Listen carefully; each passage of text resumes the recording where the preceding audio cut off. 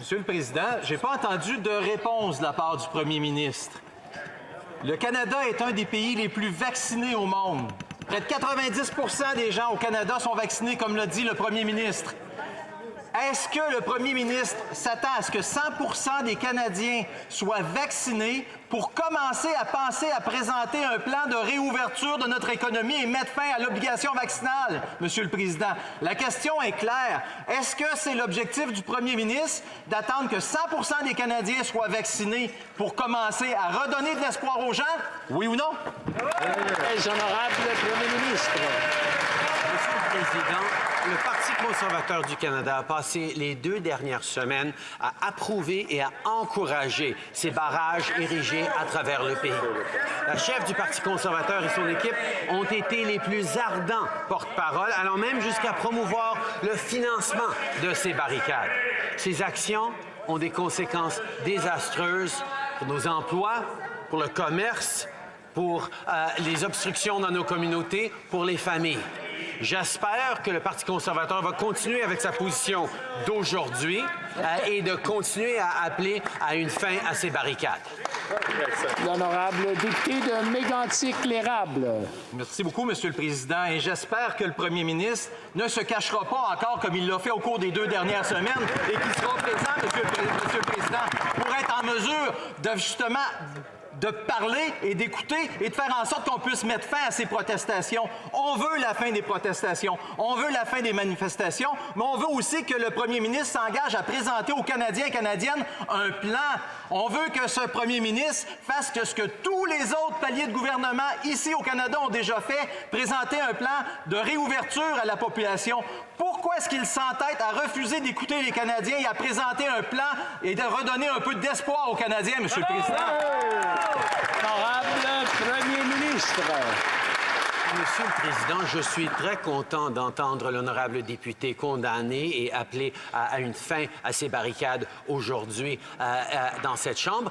J'espère qu'il va pouvoir convaincre ses collègues au Parti conservateur aussi d'arrêter d'appuyer et d'encourager ces barricades, d'encourager ces manifestants qui font mal au commerce, qui font mal aux emplois, qui font mal aux chaînes d'approvisionnement, qui font mal aux Canadiens dans les communautés à travers le pays. Il est temps que ces barricades terminent et le Parti conservateur doit être sans équivoque là-dessus. Le député de Belleuil-Chambly. Merci, Monsieur le Président. Prenons un peu de hauteur. J'ai demandé au premier ministre une rencontre.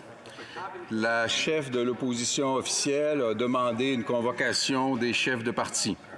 Il y a de possibles développements extrêmement troublants à Ottawa et ailleurs à travers le Canada présentement, avec des enjeux économiques significatifs, des enjeux de santé publique et de plus en plus des enjeux de sécurité publique. Est-ce que le premier ministre peut convoquer les chefs de parti à une rencontre d'urgence? Très honorable premier ministre. Au début de cette pandémie, de cette crise de barricades, je suis en contact étroit avec des partenaires aux différents paliers de gouvernement, avec des conversations avec d'autres parlementaires, et je suis très content d'offrir au chef du Bloc un brefage pour qu'il soit mis au jour sur la situation auquel les gens sont en train de faire face ici à Ottawa et à travers le pays. Nous allons continuer de rester focusés sur la fin de ces barricades, le travail que nous devons faire pour protéger notre économie et pour soutenir nos communautés à travers le pays. Le député de Belleuil-Chambly.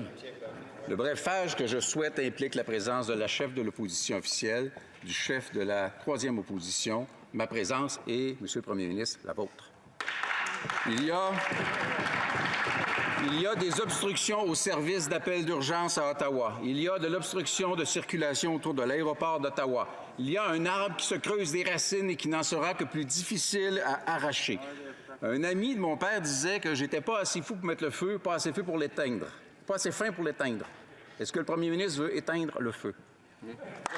Le Premier ministre. Monsieur le Président, ce gouvernement est en train d'agir à tous les jours avec nos partenaires pour réduire l'impact sur l'économie de ces barricades. On est là avec la police d'Ottawa, on est là avec le gouvernement d'Ontario, avec qui j'ai parlé longuement hier soir avec le Premier ministre Ford. Nous allons continuer de faire le travail nécessaire pour s'assurer que les Canadiens d'un bout à l'autre de ce pays ne soient pas dérangés, ne soient pas affectés par ces barricades illégales.